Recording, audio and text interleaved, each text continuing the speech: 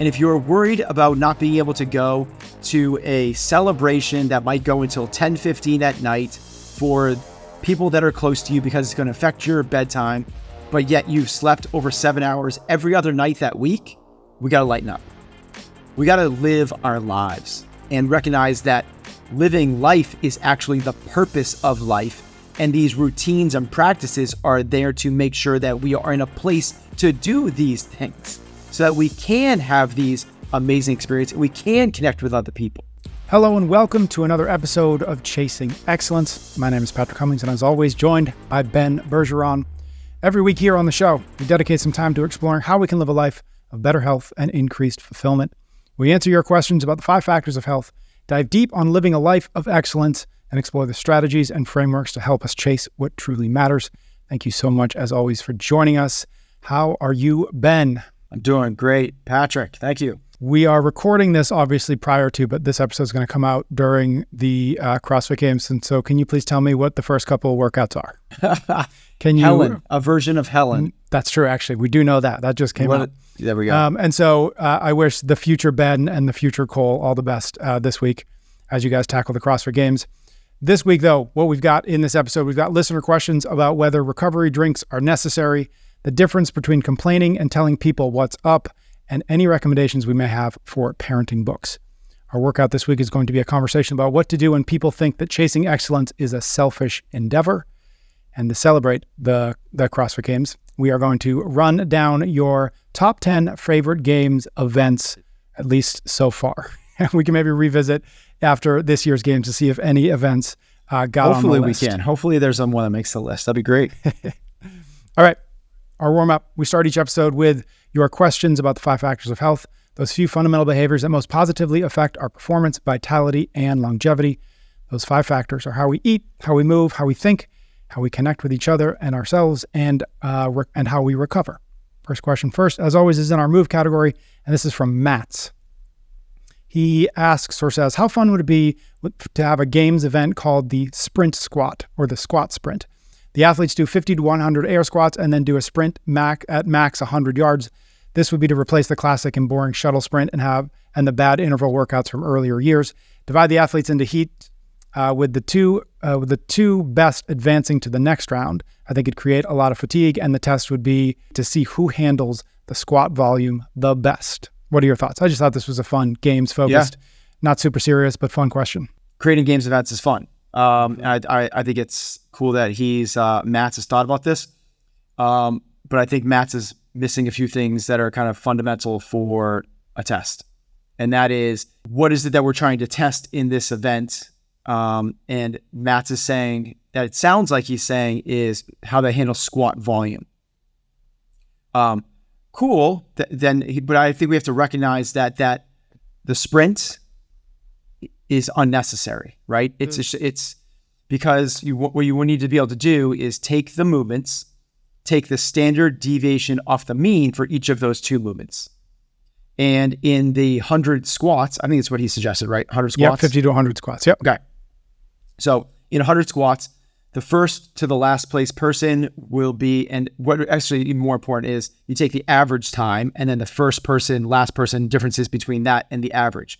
And it will be somewhere, let's just pick a number, somewhere around 10, 12, maybe 15 seconds. Okay, that's something. But then what is the difference going to be from the first to last person in terms of the run at the end?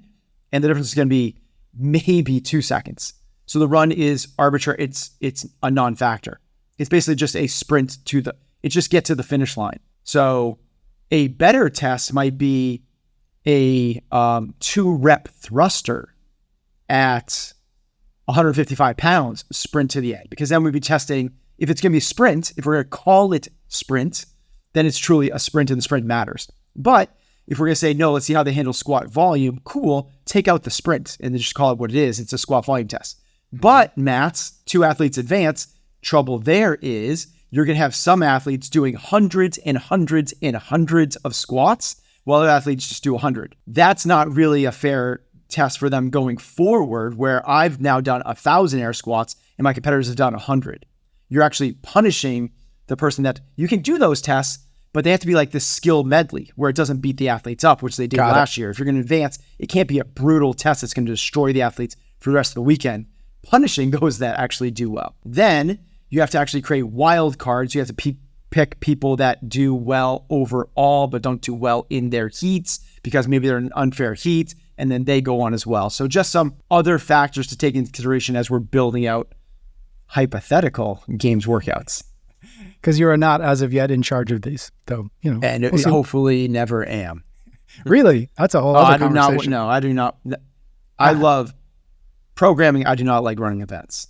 Okay, but if you were just to say, hey, Ben, we want you to program the games, would that be like, would you be interested in that? No, I wouldn't be, because that's what people think. They think it's a programming thing. Yeah. It's a logistical thing. It's a logistical. You're figuring out logistics. Yeah. Yep. So when you figure out the games, you start with a timeline. You don't start with events. You got to start with a timeline, and then you work backwards from there. And I don't like logistics. That's a great point. You're right. It's everybody focuses on the sexy, fun programming, but there's 7,000 constraints. It's way more fun to sit on the sidelines and point fingers and you hooper and holler and go, "This one was amazing," and then it is actually. All right, we'll keep doing that. Have some level of responsibility. Okay. Yeah. All right. Next question is from Laurel. It's in our Think category. She says, I attend CrossFit classes 6 times a week and RX about half the workouts. I also donate blood every 8 weeks. I'll donate shortly after the 6 a.m. class and can make it to the morning class the next day. I take it easy and throttle down accordingly. I always bring it up with my coach before the class, and I'm normally met with a got it. I'll keep an eye on you in case you look like you're in any trouble. This last time, though, it was a coach I normally don't have, and their response was, stop complaining. Why even come if you're not feeling up to it? I was taken aback by this response, and it made me start to wonder, when is it complaining versus informing a coach about your physical status? Laurel, you are not complaining. You are informing your coach about your physical status, and your coach should not be a coach. Yep. Period. That's like going up to your coach to be like, I have hypertension. Said another way easily is I go unconscious when I work out too hard. Like whatever it might be, like, and your coach being like, stop complaining, just buckle down. That's ridiculous. That should not be a coach, period. So don't worry, you're not complaining. So don't even worry about that. Do you feel like people might, Laurel's situation might be a little different, but like if my elbow's a little hurt or my knee's feeling funky or like I'm just not feeling it, do I still bring that up to coach and say, hey coach, just so you know? Or is there a degree to which it's like, if you showed up, you're here to do the work, and if you whatever, like is there a tipping balance between like just telling your coach random things that aren't very helpful and actually informing them something that can be useful? We should be training at our psychological and physical tolerances, at our threshold. That threshold is going to move every single day. A really good coach should know where that threshold is, and they should want as many data points as possible. This is the reason professional coaches use as like data analytics, is because they can get as much as they possibly can. Where's my athlete's recovery? Where's their mindset? What was their sleep like? What is their eagerness to train? Where's their HRV? Like the more data points, the better for a good coach, because they can then alter and change that workout to be more appropriate for the athlete for that particular day. I came across this great saying, I don't know if I've shared it here before, but which is, the only sensible person that I've ever met is my tailor. Yeah, I think you did. I think you have something to finish the thought. Yeah. I love this because my tailor takes my measurements anew every single time I see them, because they don't expect me to be the same person I was last time they saw them. This is like a huge, huge part of being a coach, is figure out where the athlete is right now and what's the best thing for them right now. Got it. And the goal then's like secondarily is not go bust it up and try as hard as you can. And if you're not on the floor afterwards, if you're not ready to give 110%, and we fell into this trap. We used to have a sign. We were laughing about this before. When we first opened up, we had a sign outside on the door to our gym that read, I don't know if it said warning, but it's essentially that, like, if you're not ready to give 100% when you walk through these doors, turn around and don't enter. I mean, that's insane. That's crazy. But back in the day, the way that this community arose, what we were battling against was complacency. What we were battling against was 20 minutes on elliptical 3 times a week is the path to fitness. So we had to do those things. We had to be abrasive. We had to be aggressive. We had to come in and kind of like push some people out of the way and go, listen, guys, and shake them. Like, it is not about reading People magazine on a recumbent bike. That is not how you get there. But to think that that's still the battle we're facing with the majority of our clients as a coach is just uneducated. Because most of our people that are walking through the doors, particularly Laurel, who's going there 6 days a week, and you don't recognize that and realize that this person is super motivated and they're RXing half the workouts to go like, you got to, if you're not ready to give 110%, like why are you even here? Is just, you're feeding your own ego really at the detriment of your clients. Next question is from Kelly in our eat category. Do I need a recovery drink or is nutrition enough? I do CrossFit 3 days a week and run 2 to 3 days a week. I'm not a competitive athlete. I exercise for overall health and happiness. I'm a pacer athlete, not a sprinter or wildly intense.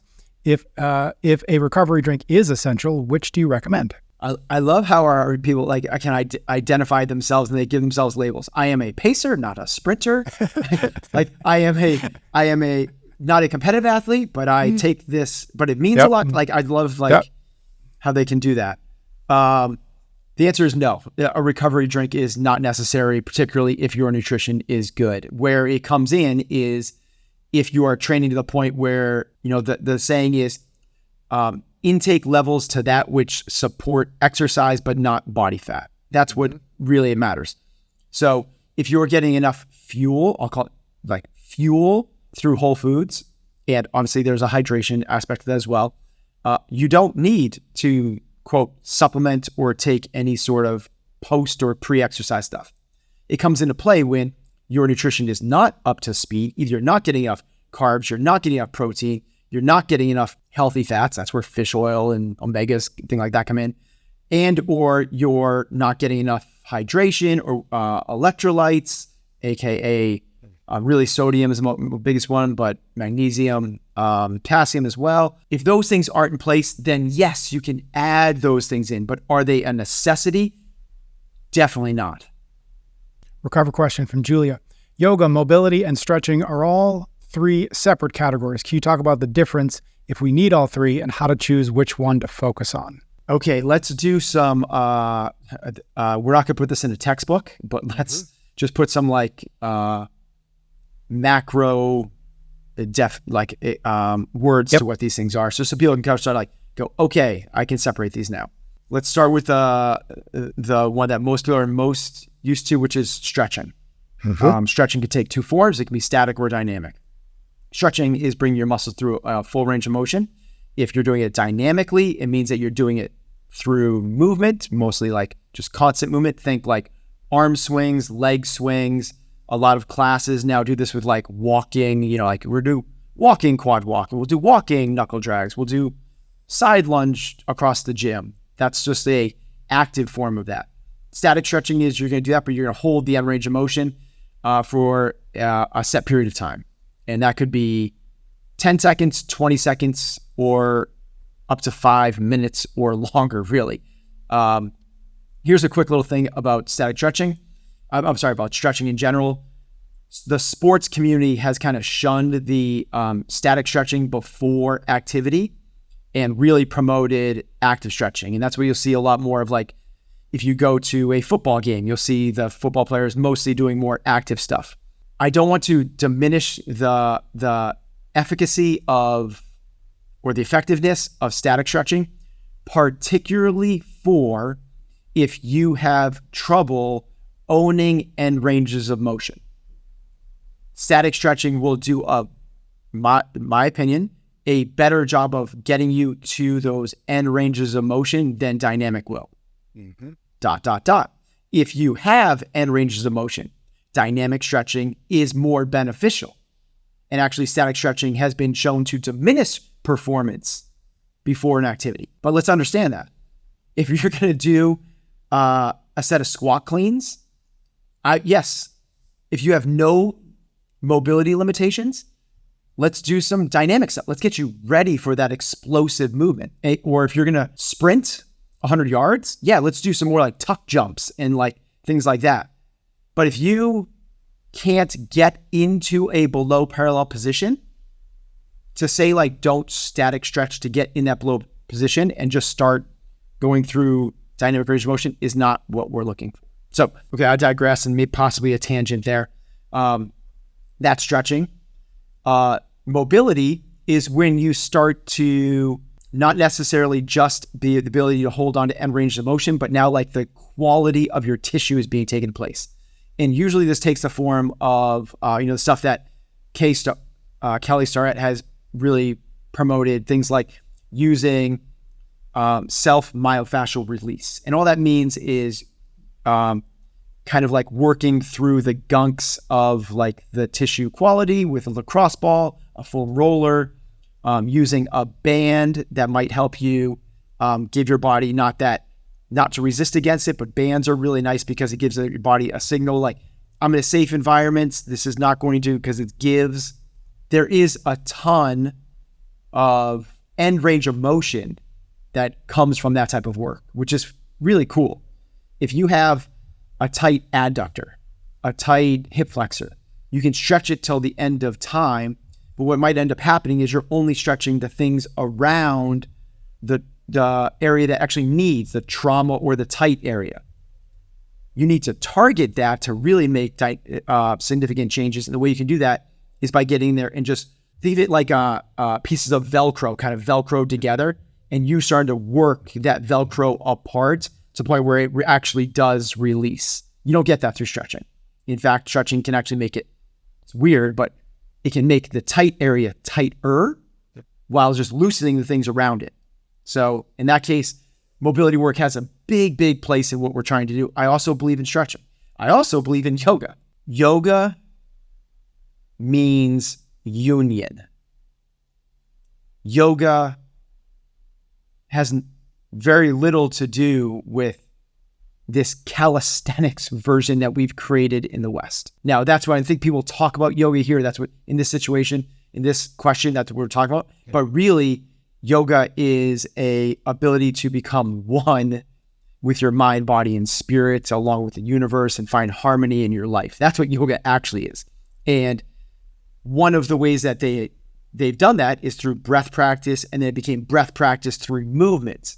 Well, what we've popularized here in the West is just the movement and then add in some breath stuff. So again, maybe a tangent, maybe not, but to pull it back to what this is, yoga can take a whole bunch of different forms, from Bikram to Hatha to other forms of power to, I'm blanking on the type that I do. I can't remember. Yeah, wasn't yin yoga? Yin, thank you. Yeah. Yin and vinyasa. But yin is, I like the yin yoga, honestly, the best, because I think it is the yin to the yang of what we do in CrossFit. CrossFit's very aggressive. It's very powerful. And it's intense. And I'm getting plenty of muscular strain and development through that. I don't need that through my other practice. I would much rather do it through a form of stretching, which is the yin yoga, which is holding poses for 2 to 5 minutes. Very little, a lot less on the balance and strength side. So I believe that they're all beneficial, and which ones you do should be the ones that you are going to do. That's honestly the real answer. Is if you find the structure of a yoga class or practice to be the most beneficial for you, awesome. If you find the most solace in body work, mobility, or whether it's on yourself or somebody else, or if you just like the feeling of stretching, it's really the one that you feel like you're gonna get the most out of. Got it. Okay, that was awesome. Next question, last question in our warm up, in our Connect bucket. I was wondering if you guys had any book recommendations on parenting. I found all your previous recommendations on books to be life-changing, and seeing relationships are one of the pillars of chasing excellence. I was wondering if you had any recommendations on parenting. I can't think of a more important relationship than with your own children and family. Yeah. I'll let you go first if you have one. I was thinking about this. I have not had any luck reading proper parenting books. I've kind of dipped into one or two, but none that stuck. And I think mostly because I recognize, again, in the very limited experience that I have, I recognize really quickly that all parenting books are really books about being a better parent, if that makes sense. In other words, they're books about being a better person. And when you're a better person, you will be a better parent. And so I went, and again, it might just be my own bias look at it, but once I recognized that, I sort of stopped thinking about parenting books, and I just kind of went back to my bookshelf, which is covered with the books about how to be a better person. And so when I think about this particular question, and I was looking at my bookshelf before, the ones I gravitated towards that I feel like if you read them through the lens of parenting would be really valuable are a couple of Ryan Holiday's books. Specifically, Stillness is the Key and Ego is the Enemy are the two that kind of popped in my head first. And I feel like, again, if you read a book with a prism or perspective in mind, you will likely see it in ways that if you didn't have that perspective or paradigm, you might not see it. And so for me, Ryan's books, the Stoicism books, are really, really strong books about parenting. Yeah. And he actually just came out, which is funny. He actually just came out with a book called The Daily Dad, which I have not read. But funny enough, actually, and it just popped in my head. So I should pick that up. And I will in advance recommend that because I tend to love everything he does. I really agree with the point that when you read a book, you read it through the prism of the lens of which you're looking at it through, right? So it's amazing when as a young dad, I read all these books as parenting. And when I'm starting a business, I read them as an entrepreneur. And when I read them as a coach, I read them, it's like it's the same book resonates incredibly, in incredibly unique ways. And I will give a specific recommendation, a book that I think is terrific for parenting. And it is, I'm probably not going to get the title exactly correct, but Hunt, Gather, Parent. Mm-hmm. I think that's close. Keep talking. I'll confirm it.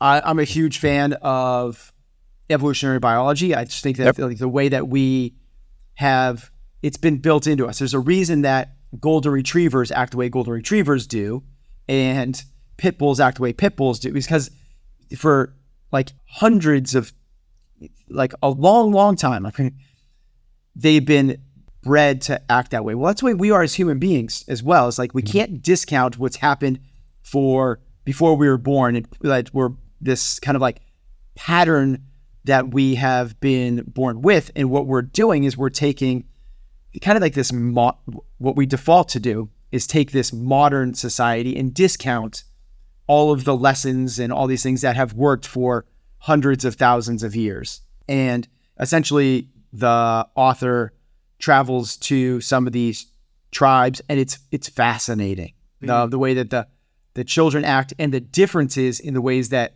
we, myself and my wife, parent, and the way that these kids that are growing up in these other countries and societies are raised, and their way is really pretty amazing. Just to confirm, it is Hunt, Gather, Parent: What Ancient Cultures Can Teach Us About the Lost Art of Raising Happy, Helpful Little Humans. Yeah, it's really cool. I think that every parent in our community would really get a kick out of that book. Yeah, I will definitely pick it up. And it makes me think of something you talked about maybe a couple months ago now, after your trip from Sweden, when you were just kind of recognizing that that snacking looks remarkably different in one place. It just strikes me as that, again, maybe us here in America, we could probably do a better job of like picking our head up and looking at what other people, what other cultures are doing, and seeing if any of those things make more sense than maybe the default state of how we parent in America in 2023. Because every little pocket, every culture, I think, has created a sort of a system, or has a status quo that those folks probably don't even recognize as like, oh, we make choices, and these are what those choices look like, in the same way that we make choices here. And just to be able to pick your head up and say, oh, I want to, like, just to remind ourselves that, oh, it doesn't have to be this way. Other people do it differently. Does that make more sense than what we do? Or does it not make more sense than we do? And it just forces us to ask the question and to shake ourselves out of the default mode of like, this is just how people parent here. Yeah.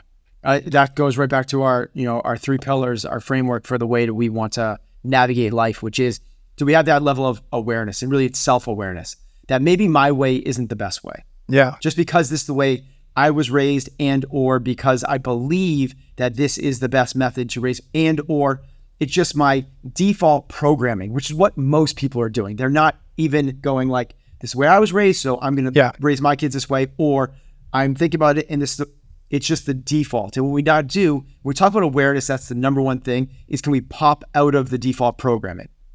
And then we have that intention of, I'm going to try to raise my kids this way. And then from there, you take that action. So awareness, intention, action. And we are just the sum of our habits. And those habits started really, really young, and we have been programmed in. That's what all of being a toddler and a youth and adolescent is about, is instilling the programming. Yep. Well, that programming is not your choice.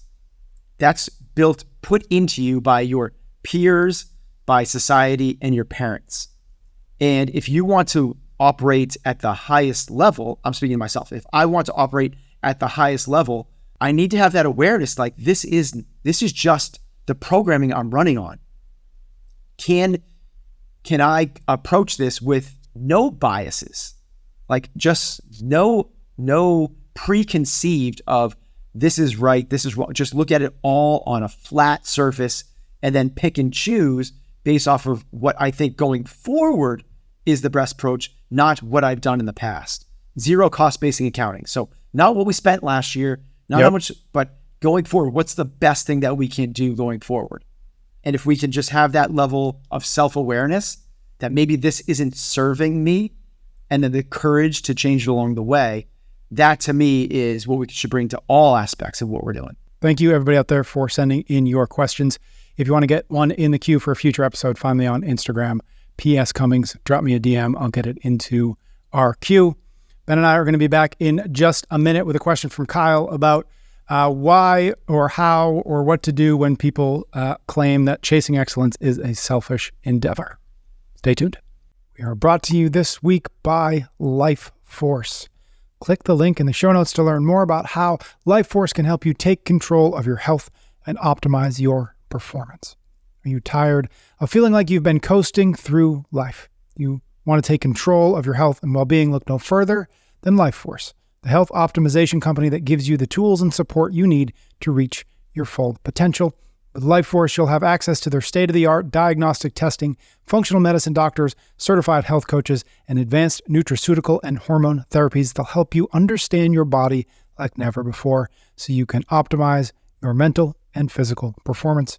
Unlike traditional healthcare systems, Lifeforce takes a proactive approach to your health and well-being. Their diagnostic measures things that your typical primary care doctor may not order as a part of your regular blood work. They help you identify what's optimal for performance and offer a single solution combining everything you need to understand your body and optimize your life. Lifeforce members experience a wide range of benefits, including better energy, more focus, greater strength, improved longevity, deeper sleep, healthier aging, less body fat, better recovery, and hormone balance. In fact, 85% of Lifeforce members report improved quality of life within their first 3 months of membership. So don't settle for average. Take control of your health with Lifeforce. Start your membership today and receive $200 off by tapping on the link in the show notes, or head to mylifeforce.com to learn more. We are brought to you this week with support from Momentous. Head to livemomentous.com and use the code EXCELLENCE to get yourself 20% off your first order of their upgraded supplements. There's a really good chance, if you are following the CrossFit Games at all, or CrossFit in general, that you have heard and seen Momentous. They are the official sports nutrition partner of CrossFit, and we will hear a lot more about them, I am sure. The reason being, the science behind their products is second to none. For example, the ingredients in their sleep pack will help you get to sleep, stay asleep, and have the highest quality sleep possible. It features a 30-day supply of easy-to-use tearaway packs featuring 3 natural ingredients that prime you for a good night's rest, and we know how important that is. Each pack comes with full servings of magnesium L-threonate, apigenin, and L-theanine, and I have no idea if I pronounced any of those correctly, so apologies to smart people out there if I did not. These ingredients, though, they provide unique effects that will help you fall asleep faster, stay asleep, and wake up refreshed. Designed by the world's best experts, used by the world's best teams and athletes, they are made for all of us. Head to livemomentous.com and use the code excellence for 20% off your first order. Again, that's livemomentous.com, Momentous. Use the code excellence. Do not settle for subpar supplements. Choose Momentous. Take your performance to the next level. All right, we are back. This question is from Kyle. He says, what do I do when chasing excellence looks selfish to others? During the last 4 years, thanks to your podcast, I've been seeking to chase excellence. I try to be intentional about aspects of my life that are within my control. However, those around me seem to think that my chasing is just a series of selfish decisions. When prioritizing my hour of gym time, early bedtime, and being intentional about who I surround myself with, those close to me, my wife, family, and friends, say that these actions come across as selfish. While I do still make time for my family and friends, the conflict always seems to arise again when they plan something that conflicts with my gym or sleep time. How can I maintain the chase while staying connected with those who don't understand what I'm doing? That's a challenge, right? Yeah. But something that we can certainly navigate. I would start, is it Ryan? Kyle. Kyle, sorry. My brother's name is Kyle. Whenever I hear Kyle, I think of George Carlin. Have you seen this the name thing? Have you ever seen George Carlin? No, I don't Do you know who George so. Carlin is? Oh yeah, of course. Yeah. So anybody that's under the age of 30 doesn't know who George Carlin is. He was a comedian, particularly in the 80s. He was this angry old white guy. And he's like, what's with the names these days? These Oh, that's right. I do remember these that. Tylers and Tuckers and Todd. Let me tell you something. Back in my day, we didn't have Tyler, Tucker, and Todd. We had Bobby and Johnny and Jimmy and Donnie. And let me tell you something. Bobby, Donnie, and Jimmy would kick the crap out of Tucker, Tyler, and their best friend, Kyle. I do remember that bit. My brother's name is Kyle, so we used to say it to him all the time. I just love it. Carlin is hilarious if folks out there actually have never listened to him. He's great. A really cool skit he has is baseball versus football. Mm-hmm.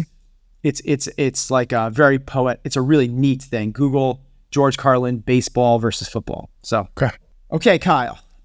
When chasing excellence looks selfish, it can be, and it should be, but not to the point where it affects the people close to you. Mm-hmm. ... If it does, we have to understand one of two things. I hope you pull me back to these things. Yep. Are these the right people, or are you sharing the vision? Okay, so let's just start off with kind of the 5 factors and the approach. The 5 factors are how you eat, sleep, move, think, and connect with other people, yourself, and nature, and so on. If you have a certain routine, we are the sum of our habits, and routines are the things that allow us to do these things on a more subconscious level, so they don't take as much energy and effort. That's a really good thing. But we also have to recognize that there's no such thing as perfection. And the ultimate goal here is actually to be able to fill your cup up so much to the point where you can serve others. We're trying to create really strong, mentally and physically formidable human beings that can ultimately use that full cup to pour into other people. If we are such slaves to our routine that we're missing the actual point of what we're trying to do, which is to have impact and affect other people, well, then we're not really accomplishing what we're trying to do. It's essentially the people that have like spiritual egos. Yeah. They meditate or read scripture or do whatever they do because they like the idea of the way that makes them feel, not actually because it serves them in the real world. We want to be able to take this practice so we can bring it to those other people. And if those people are questioning our motives on why we're doing this, we're not doing it. We're not doing it. We think we are, but you're not connecting with those people. You don't have the right mindset in terms of the way you're approaching these things. You're actually you have too much of an ego. And when you come and try to communicate with these people, you're in defense mode.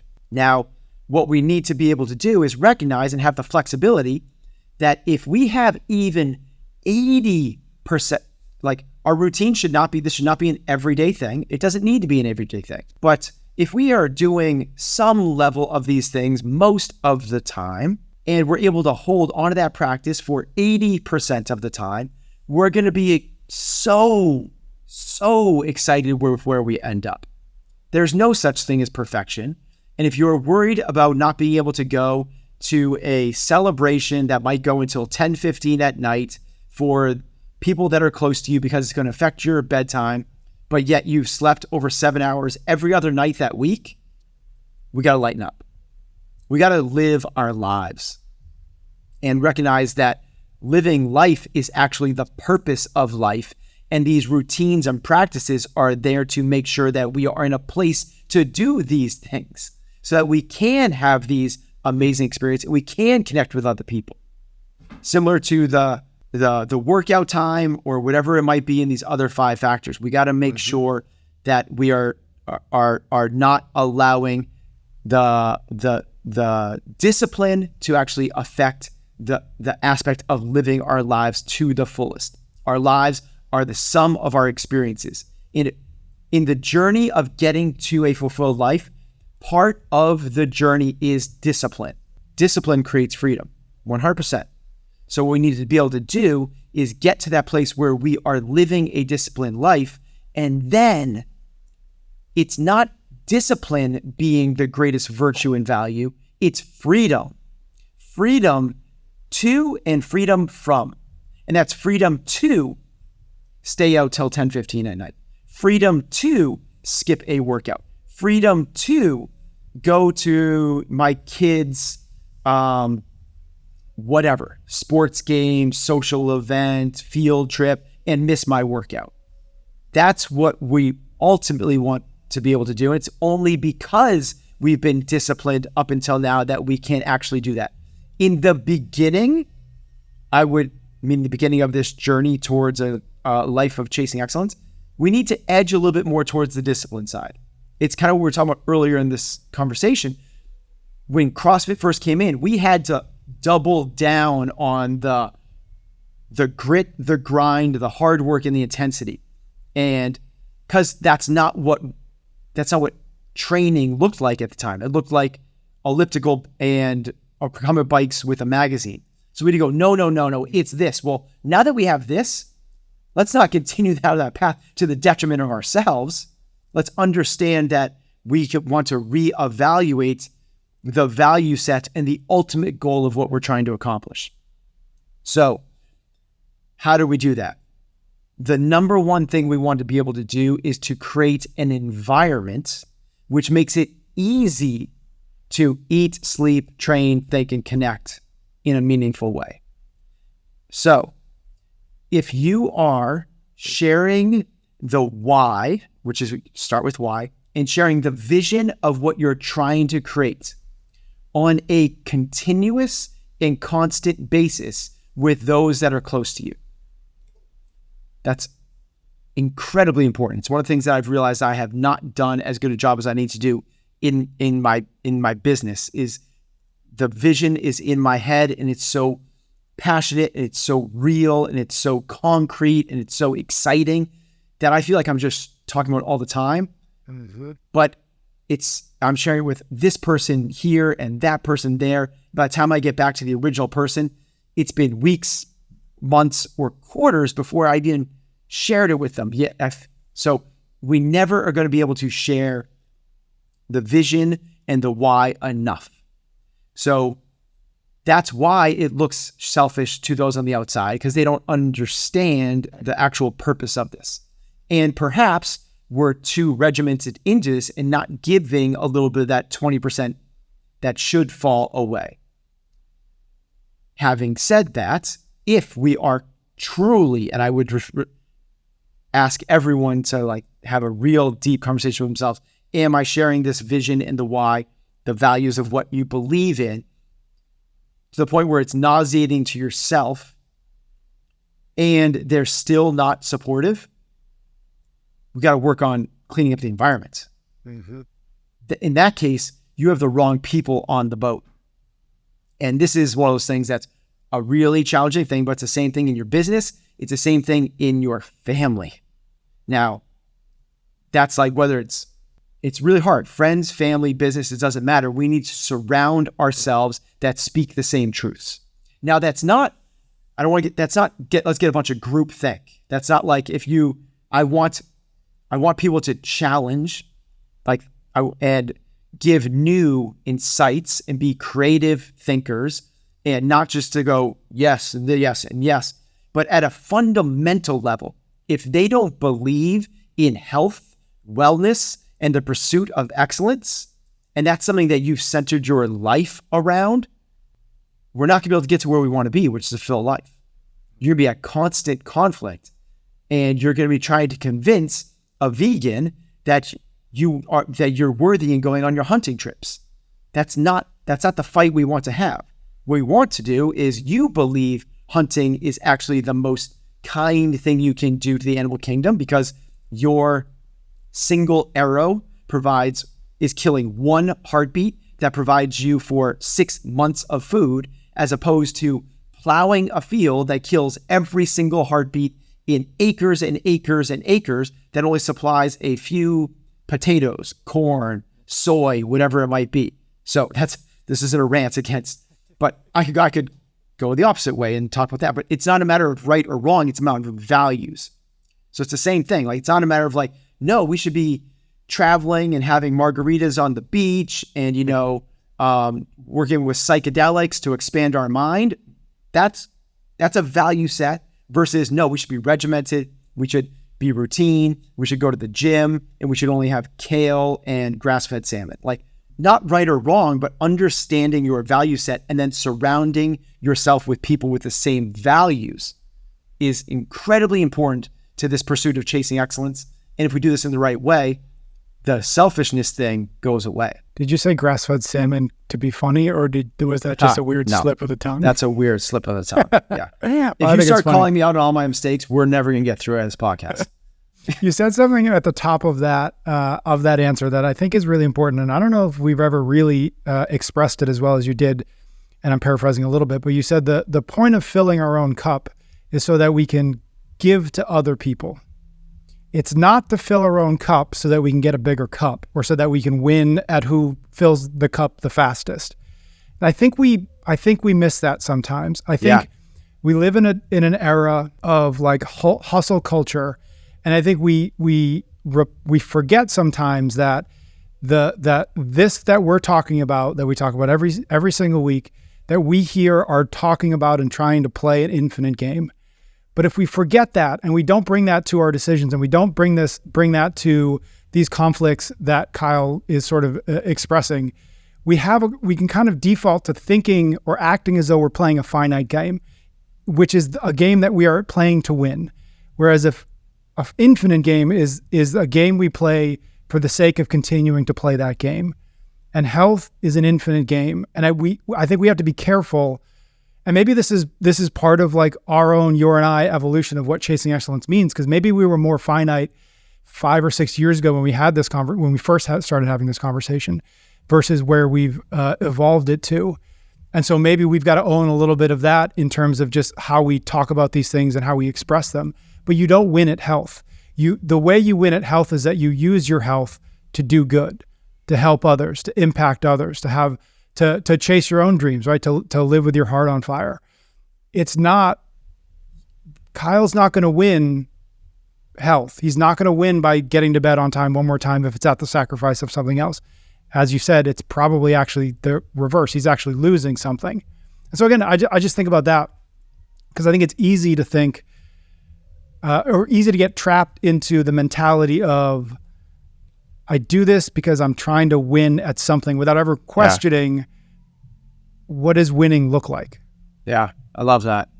It's a really good thing for us to highlight and for us to take some level of ownership on, because what we started this conversation out with was closer to the finite game of winning. It was chase excellence more for the achievement side of things. Like, let's truly be excellent in business, right? Let's be excellent in our fitness. And what we've evolved this conversation over the last number of years is this realization that we are in, there is no scorecard. And if there is one, it's arbitrary because anybody can pick out any numbers that they want to compare with, right? To your point, you can't win in health. You can't win in life. And this is the thing that we try to do is go, well, Elon Musk is winning. Well, by what scorecard? And if you start to change the scorecard, all of a sudden you go, oh no, David Goggins is winning. And you change the scorecard and you go, oh, nope, that monk is winning. And you go, oh, nope. Like, so there is no winning life. And when you start to do that, you realize that let's pop it to the big question that has no answer, but what are we here to do? Mm-hmm. All right, what is the meaning of life? And there is no real answer to that, but there's probably a few different approaches you could take. But I think that they all have something to do with like, you just gotta like recognize you're here to have a bunch of experiences. And part of that is setting yourself up so you can have those experiences and experience them as much as you possibly can. And that's where us doing this 80%, so we have health. Like if you have no health, right? It's really hard to have a strong mind, clarity of thought, and connect with other people if you're in pain. That's really why this health thing matters so much. And everyone knows this. If you have, if you have one little bubble of poison ivy in one spot of your body that's so itchy, it's like it can consume you. Or like a paper cut, a hangnail, or a nail gets ripped off, a splinter that's getting it. This tiny little things that cause the tiniest little amount of pain or discomfort, it's really distracting. Yeah. Really distracting. That's on a really low level. Now imagine you have high levels of pain, suffering, whatever, physically. It takes a level of enlightenment to override that. I don't think enlightenment is going to be achievable for most of us in this lifetime. So let's do the other thing, which is let's do the 80% of this routine dialed in so we can mitigate that physical pain as much as possible. That's what these routines are put in place for. If we do that, then we get to live lives with experiences. And those experiences are way more meaningful when they do them with other people. That's just the way it is. And I was thinking about this the other day because I used to be kind of big into windsurfing, and I got a little bit into kite surfing. And I haven't done it in about, 15, 20 years. And just a couple of days ago, a guy invited me to go out and do it. And I know that he does it all the time by himself. I was like, it doesn't excite me. It's like, even something like that, like as much of a high and a flow state as that provides. And I know this through skiing. Like when I've been in epic, amazing powder days, the thing that skiers dream of by myself. And it's kind of a hollow experience. You want that like cool feeling, but it's kind of like, it's almost like doing drugs. Like, it's like, it's lonely. At the end of the day, it's actually lonely. What you want is those amazing experiences with other people. And that's why we're trying to fill our cups as much as possible so we can have these cool, amazing experiences with others. Even if it means sometimes the sacrifice of the routines and the habits. To pull it back to a specific, there are times, and it's not all the time, that I'll go out to dinner with my wife, and I know how much it means to her when we share a glass of wine. Mm-hmm. And there's lots of times that I'm not interested in having a glass of wine. Last night we went out to dinner and I didn't. But there are a number of other times that I know that it's really meaningful to her. And it's one of those things that we're having a shared experience. So even though I don't want it, I'll have it. Even though it's not part of my routine and my health practice, it's a way for us to have a shared experience that's meaningful to her. It's kind of the same type of thing we talked about. It's like sitting down and playing a video game with your kids is not necessarily a waste of time. Yeah. You're connecting with them on their passions, their values, their interests. That is it's not all about, I'm not playing that video game because I don't believe in video games. I'm going to go out and do a set of 50 push-ups. Like that's not what this thing we call life is about. It's about, big part of when we say connecting the 5 factors, this is part of it. And it can't just be always on your terms, on your timeline. You can get what you want, but you can't get it all the time, and you can't get it on your timeline. It's one of the big things I've learned in business as well. We are going to end up where we want to end up in terms of the business that I'm trying to create. It's not going to happen when I want it to happen, and it's not going to be the steps I want to take to get there. Yeah. We will get there. And this is exactly what you're talking about with the infinite game. I don't need to be winning all the time. And by what scorecard? And I don't understand, and I never will, and no human being will, all of the necessary steps or all of the adversity we're going to face in terms of getting there. But we're going to get there for sure. It's going to happen. It's just we have to be patient with the process and understand that it's not always going to be about the discipline of the process, because when you do that, you actually lose what we are determining as an excellent life. Now you're just a slave to this other thing. It's what we were talking about in terms of the spiritual ego. It's, I'm going to go to the gym 6 days a week and do an hour and a half of this CrossFit thing because it's feeding your ego, not for the bigger thing of serving the bigger thing. When is enough? And you see this all the time. Is like, people go like, how are these athletes that are making $18 million a year holding out this season because they want $24 million? When is enough? But yet the people that are having this conversation are making $80,000 a year. That is enough. Like, that is enough. It's just that they're keeping up with the Joneses around them and you're keeping up with the Joneses around you.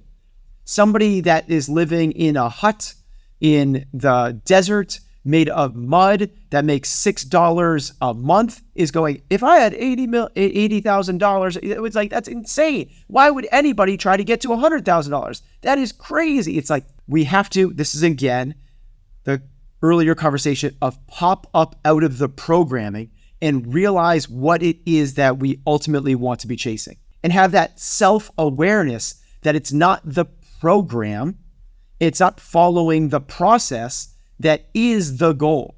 The goal is the higher thing than that. Then we dictate the process that's going to get us to that thing. Excellence is no more than determining where you want to be with no biases, no pre-programming, nothing coming from your peer, society, your parents. This is where stillness, knowledge, practice comes from. Where do you want to be? You figure it out. In 10 years, on your deathbed, I think deathbed is better because 10 years you're going to sacrifice for something else. On your deathbed, where is the thing you want to be? Then break down the necessary steps in order to get there. It's just and excellence is nothing more than following those steps. Knowing the steps aren't going to be perfect. The steps are going to crumble along the way, and you might end up on a different staircase, but that's the goal. That's part of the process. The process is not a bricked, it's on a paved road that you go down from here to there that you determine when you're 20 years old, and you don't change when you're 40. To not change when you're 40 is crazy. You have so much more data points. You've lived an entire second life from when you were 20 to 40. If you not to go like, actually, this is the thing I want to be chasing. I thought I wanted to make $250,000 a year and drive a Porsche. Actually, what I want to do is have the freedom to be able to do X, Y, and Z. So I'm going to move to Hawaii and surf every day until 10 a.m. And then I'm going to, whatever it is. That to me is a really important factor. What we're talking about, we say chasing excellence, and we bring into the 5 factors, because remember what we're creating this is the way you intro the show every single time. We're creating the strategies and frameworks to chase what truly matters. What truly matters is not 5 to 6 days a week of CrossFit and sleeping 7 hours, eating unprocessed foods. What truly matters is having shared life experiences. You and I are going to be back in just a couple minutes with our cool down. We're going to take a look at some of your favorite CrossFit Games events. So stay tuned. This week's episode is brought to us with support from Shopify. Head to shopify.com/excellence for a $1 per month trial and start building your online empire. If you're a business owner, you know how important it is to have the right tools to succeed. That's why we are excited to tell you about Shopify, the commerce platform that's revolutionizing businesses worldwide. Shopify is the only tool you need to start, run, and grow your business without the struggle. Whether you're a garage entrepreneur or IPO ready, Shopify puts you in control of every sales channel. So no matter what you are selling, whether you are in person or online only, Shopify's platform has you covered. This timing of this is wonderful over on the CompTrain side of things. We are actually very much in the middle of redesigning the CompTrain online store. We are upgrading. We are actually on Shopify there. We are upgrading that Shopify site. I am thankfully not doing it. We've got talented designers and other folks building the site. I'm so excited to see it. Why is that? Because Shopify has the internet's best converting checkout to help you turn browsers to buyers. Plus, Shopify's award-winning help will get you the support you need to succeed every step of the way. Sign up for a $1 per month trial at shopify.com/excellence, all lowercase, to take your business to the next level today. Again, that's shopify.com/excellence. All right, we are back. We are going to do a cool down here in celebration of this year's games, in celebration, Ben, of your last as an individual coach. I thought it'd be fun to go through, you posted this recently on Instagram, your favorite CrossFit Games events. So we're going to do your top 5. And starting with the final 1, 2, 3 in 2010. Okay, so this is early on. This is the first year at the StubHub Center in Carson, California. Really, I mean, this was like really awesome. It just spoke to what CrossFit was all about. They took the athletes and put them in an isolation chamber. No phones, no communication, no noise coming in or out. Walked them onto the floor. This is so cool. And there's 2 things. The format, but then actually the test was super cool. Yep. So they go, the workout is 3 rounds for time of push-ups, rope climb over the wall, which was like a 25-foot wall. It was so cool. Push-ups, climb over the wall, and then they did overhead squats on the other side, and then climb back over the wall. Mm-hmm. And as they finished the explanation, Dave Castro was on the microphone on the floor, as he says, and then finishing with overhead squats. 3, 2, 1, go. And half the athletes are just standing there, like talking to their judge, and then the other half start doing push-ups. Yeah. And they're like, what? Huh? What's going? Oh my God. And they start doing it. And they finish the workout, and they're all like laying on the floor, like especially everybody did back then. And he goes, your next workout is 20 toes to bar and 20 cleans. 3, 2, 1. And they're like, oh my God. And they kind of caught on now, and they're doing this. And your next workout is burpees over the wall and rope climbs. And it's like, oh my God. It's super like amazing. Like I love talk about unknowable, but it's also the first, like they're doing 3 workouts in one. Amazing test. To cap it off, it's also the year Rich Froning was in first place, and they couldn't climb the ropes. Yep. It's actually the event that made Rich Froning because he was like understood what it took to be a champion, and awesome event, just amazing. I just remember how hot it was on the floor, and knowing that the athletes doing hand release push-ups, part of the challenge was just being on the hot, like black. So they found after the first round, everyone had burnt hands. So then they found a tiny little sliver of shade right? behind the wall. So by the end, they were all doing push-ups in this like little 8-inch section. Okay, next one, Hill Sprint 9.3 in 2009. Okay, so this was Aromas. Yep. So a couple of things about this one. This was my first CrossFit Games. This was like I would say kind of like the first real CrossFit Games in a way. Agreed. Yep. I would agree with that. Yeah. It was just this epic test where the simplicity was amazing. They had heats of about 8 athletes 3, 2, 1, go. They grab a sandbag, throw it over their shoulder, and sprint about 250 meters up this incredibly brutal, steep hill. A lot of athletes say it only took 20 something seconds, maybe 30. And it was so detrimental that people had to be like carried back down the hill. But the coolest part was there wasn't a course. It was, here's the starting line, here's the finish line. And the course was actually made by the fans just kind of lining up. And there was no caution tape, there was no barricades. It was just like Tour de France style, where anyone's seen the mountain stage of the Tour de France, where like the seas kind of part to allow the athletes to come through. It was amazing, super epic. First CrossFit Games for me. My wife was in that event. I proposed to my wife right after that CrossFit Games. So a lot of sentimental value for me as well. My biggest memory of that workout is that afterwards, because I was there filming, James Hobart came up to me and told me he got cut, because there was like a cut after that event, and I was like heartbroken because he and I were good friends at that point. So I was just really sad. But the event was awesome. But that's what I think about with that event. Next one, Chaos from 2018. Okay, another one of these unknowns. I love this aspect of our sport. Clearly, like I just love this deal with it. Can you adapt on the fly? So this one was a little bit different, and cool that they made this one different. But this is also on a much cleaner, really cool stage in Madison. It's on the turf field that they construct, and this time they come out there and they say there's a ski erg in front of them, and they tell them you're going to start with a ski, and that's all you know. And they go 3, 2, 1, go, and the athletes just start skiing, and they don't even know they don't know if they're going to ski for 10 seconds or 10 minutes, or they don't. But as they get to 33 calories ish, they go done, move to the next, and just moved up across the field. And now they go, and we got to the next station, they go burpee, and they start doing burpees to a target, and they just doing burpees. They don't even know how long they're going to be doing burpees for, which is, for most people, that's the biggest nightmare that ever existed.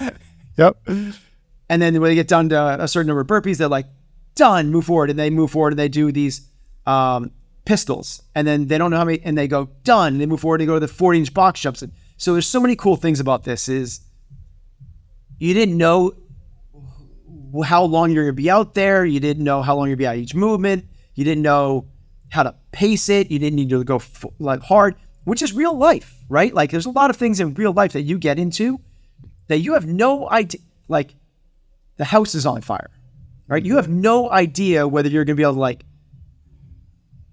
get the things you need out of that house in one trip, or in the one trip, you have to go back for a second trip and you don't know how hard that trip's going to be or how long it's going to be, or, Forrest Gump going back to find Bubba in the forest. He doesn't know if he's going to take 1 trip, 2 trips. He has no idea. Like, this is real life. Like, go and do this thing. So I love that aspect to it. Katrin won that event, which was also super cool because we do so much of that preparation for the unknown. But it's also a really well-balanced test. That's one of the things, like, if it wasn't unknown, it was just the test, it still would be one of my favorites because it was such a worthy test. Next one is the Capitol from 2022. It's kind of crazy that this isn't my favorite event, but this was just last year. Yeah. And it's really cool. It's just like, it was really cool. So what the event was they flipped a huge, they call it the pig. It's this 500-pound refrigerator down a football field.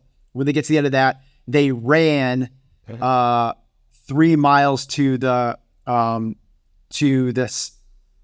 Capitol of Madison, literally the Capitol building, did these strongman carries, both farmer carries, and then they ended up with these huge, they call them a Husafell bag, this huge bag that they had to carry up the steps of the stairs. Well, I love offsite events. Like it's so cool when they don't confine themselves to the framework of the venue. So that brings this unknown aspect. But this was also just include the quality of the test as well. These are my favorite kind of tests, which I call accordion. Because what happens is the field gets stretched out during the really strong man pig flip, right? Where the big athletes get a lead. Amanda Barnhart was first off for the women by a long shot. She's one of the bigger athletes there. And then The smaller athletes are the last to leave. But then across a 3+ mile run, the smaller athletes catch and actually have enough time to pass the bigger athletes. So now the field shrinks again to be a really tight field, but then it stretches because the smaller athletes are now ahead. How cool is this? But that ends with a strongman thing again, so that the big strong athletes have a chance to pass again. This to me is like, if I was programming the games, we started talking about this earlier. Yep. This is what I would do. I would create events like this because they're the most exciting. Way more better. So much more interesting than, person gets the lead and then we're just watching people exercise and how much are they going to win by towards the end. Yep. This is to me the way that it's a balanced test and you should do it differently. The next one is you do it the opposite. Like small athletes take the lead, big athletes test in the middle, and then there's a chance at the end. I think that this is how 80% of the tests should be formatted. Plus you have this idea of like going through the city capitol and all these people have never seen this thing before. It was just like epic. It was iconic. It was huge. It was, is what the sport deserves. It was a spectacle. Last one we got. Get on a plane, day 1, 2016. Okay, I'm cheating on this one because it's not a singular event, but It's like, this was the best thing the CrossFit Games ever did. 2016, they're at the athlete dinner where they they usually announce a couple workouts. This year, they instead of announcing it at the athlete dinner, they go, the first day of the CrossFit Games, and everyone's like, "Ooh, here it comes." Like Dave's up there. Will start at 3 a.m. in the hotel lobby. Be there with a change of clothes and your ID. Have a good night. And you walked off the stage. And the chaos that rippled through the venue was awesome. 3 a.m., the athletes show up, no coaches allowed, and they're put on a bus. Still have no idea what's happening. That bus takes them to LAX, Los Angeles Airport. They're like, oh my God, we're getting on a plane, amazing. That plane takes them to Northern California, to the home of the original venue of the CrossFit Games. They do 3 tests. First one being really epic and amazing, 7K trail run, super, super hard with a max effort deadlift. And then another, I think it was another hill sprint on top of that. Yeah, it was. GH, they replicated the hill sprint again. Yeah. It's a little bit different with wall balls and GHDs to start. So, and a crazy, amazing first day. They then get back on a plane. And when they're at the Aromas, there's no fans, there's no music, there's no coaches. So deal with it. I love the deal with it. I think that we should be testing the mental fortitude as much as anything else. It's truly the unknown and the unknowable. Like there's a reason it's because it's hard to deal with mentally. But then the thing that's not even kind of like the asterisk next to that whole thing is the flight back was delayed, which caused even more internal chaos for the athletes and more things to deal with. They didn't get home until midnight, and then they had to be on the beach at 7 a.m. So to be at the beach at 7 a.m., these athletes need to get up at 5. So now they're starting the whole kickoff to the entire week of the CrossFit Games with 3 really hard events, a plane ride to this unknown destination, a delayed flight, and less than 5 hours of sleep. Because by the time they get home, they still need to fuel. They have to eat, so they're not getting to bed till 1 o'clock. They could be up at 5. Awesome. Amazing. To the point where athletes were like, we should boycott. It's like, what are you talking? This is what the whole thing's about. This is it. This is the thing.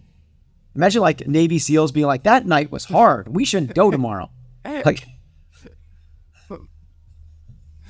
right, that was fun. Let's see if this year we get to add any to this list. We'll find out. Thank you, Ben. Thank you, everybody out there, for listening. If you want to get a question in the queue, as always, find me on Instagram, PS Cummings, drop me a DM. We'll get it into a future episode. Be sure you are subscribed or following wherever you are watching or listening to this so you don't miss another episode. Ben and I will be back next week for another episode of Chasing Excellence.